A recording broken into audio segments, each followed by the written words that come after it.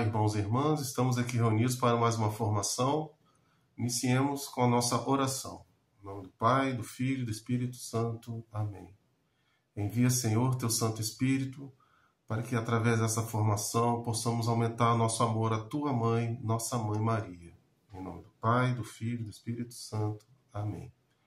Bom, irmãos, o tema de hoje, como você já sabe, estamos no mês mariano, mês de maio, e o tema da formação dessa quarta-feira é a visitação de Nossa Senhora à sua prima Santa Isabel.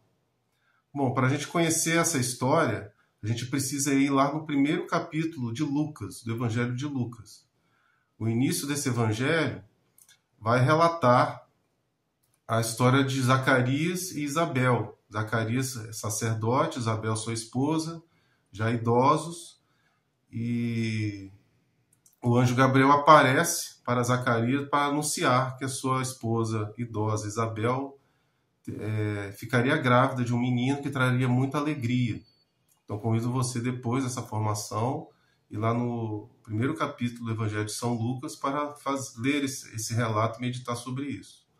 Bom, é interessante também falar sobre São Lucas. Alguns estudiosos das Escrituras acreditam que ele teve contato, conversou com Maria Santíssima, visto os detalhes que ele tem desse início, né, da anunciação, a visitação de Isabel, a apresentação no templo. Imagina-se que Lucas tenha conversado pessoalmente com Maria.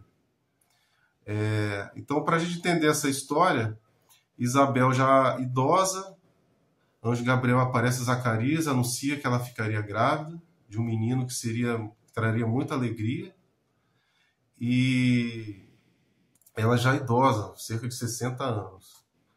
Em seguida, nós temos o relato da anunciação do anjo Gabriel à Virgem Maria. Eu convido você a pegar a sua Bíblia, a gente vai ler lá, Lucas capítulo 1, a gente vai ler a partir do versículo 30. O anjo disse-lhe: Não temas, Maria, pois encontraste graça diante de Deus. Eis que conceberás e darás à luz um filho, e lhe porás o nome de Jesus. Ele será grande e chamar-se-á Filho do Altíssimo, e o Senhor Deus lhe dará o trono de seu pai Davi, e reinará eternamente na casa de Jacó. E o seu reino não terá fim. Maria perguntou ao anjo: Como se fará isso, pois não conheço o homem? Respondeu-lhe o anjo: O Espírito Santo descerá sobre ti, e a força do Altíssimo te envolverá com a tua sombra. Por isso o ente santo que nascer de ti será chamado Filho de Deus. Também Isabel, tua parenta, até ela concebeu um filho na sua velhice, e já está no 6º mês aquela que é tida por infértil, porque a Deus nenhuma coisa é impossível. Então disse Maria: Eis aqui a serva do Senhor, faça-se em mim segundo a tua palavra. E o anjo afastou-se dela.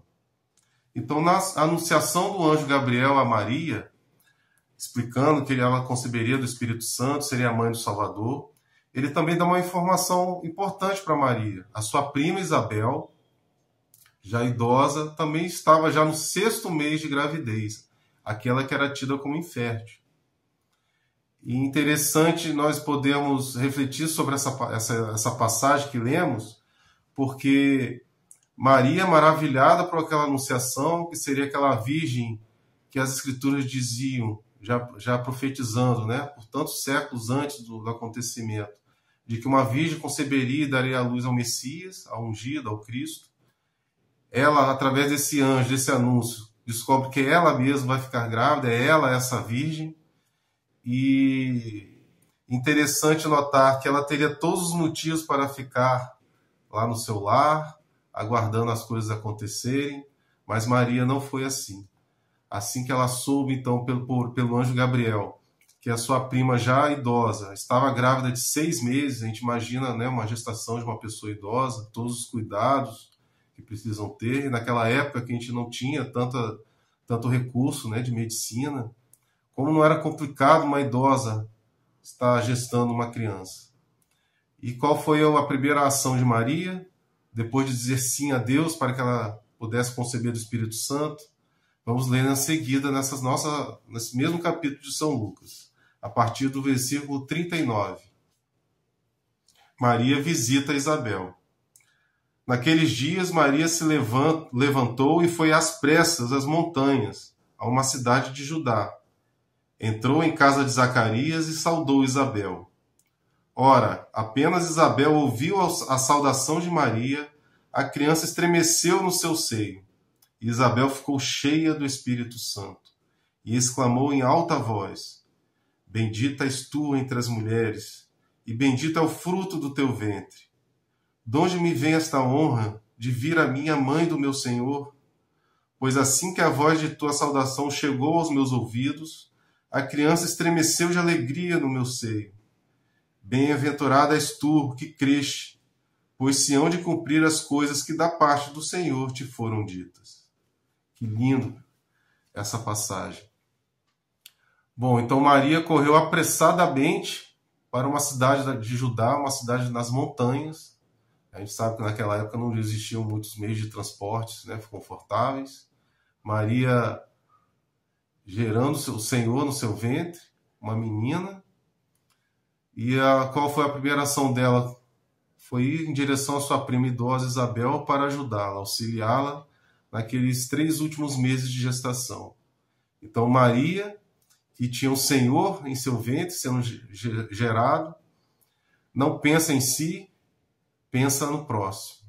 Maria pensa naquela senhora que precisava de cuidados, ela vai apressadamente até Isabel. Interessante, como ela já leva o Senhor, né, o anúncio, né, a boa nova dentro de si. Assim que ela chega na casa de Isabel e sauda a Isabel, ela fica cheia do Espírito Santo, porque João Batista, já de 6 meses no seu ventre, ouve, né, a voz de Maria, a mãe do Senhor, e ela, cheia do Espírito Santo, proclama que ela é bendita, né, entre todas as nações. Que ela é bendita porque ela disse sim à promessa, né, de ser mãe do Salvador. Como é bonito a gente poder meditar sobre essa passagem, entendendo que Maria é exemplo para todos nós. Um exemplo de sim incondicional a Deus, aos planos de Deus, como ela disse sim diante da anunciação do anjo Gabriel. E ela, tendo Deus dentro de si, tendo Cristo dentro de si, ela vai ajudar o próximo. Ela vai ao encontro daquele que necessita. Então Maria é exemplo de humildade. Ela poderia se dizer: eu sou a virgem escolhida, eu sou a virgem da promessa que geraria o Messias, o Salvador do povo. Mas ela não, ela continuou sendo humilde, e nessa humildade ela escolheu servir aqueles que precisam. Então que ela possa ser exemplo para todos nós também, de humildade. E nós, como somos chamados de cristãos são aqueles imitadores de Cristo. Nós também levamos Cristo dentro de nós.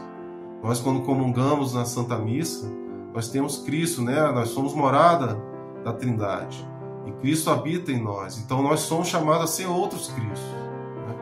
Então, como a gente leva Cristo em nós, como Maria, a gente também deve, na humildade, procurar aqueles que necessitam de nós. Não só aqueles que necessitam realmente de um pão, né, de um agasalho, mas muitas vezes aquelas pessoas estão próximas de nós, do nosso trabalho, dentro da nossa casa, precisam da nossa palavra, precisam do nosso ouvido, precisam do nosso auxílio no que for necessário.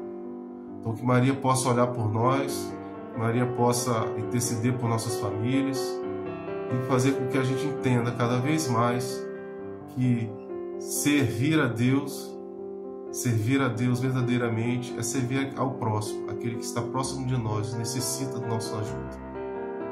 Até a próxima.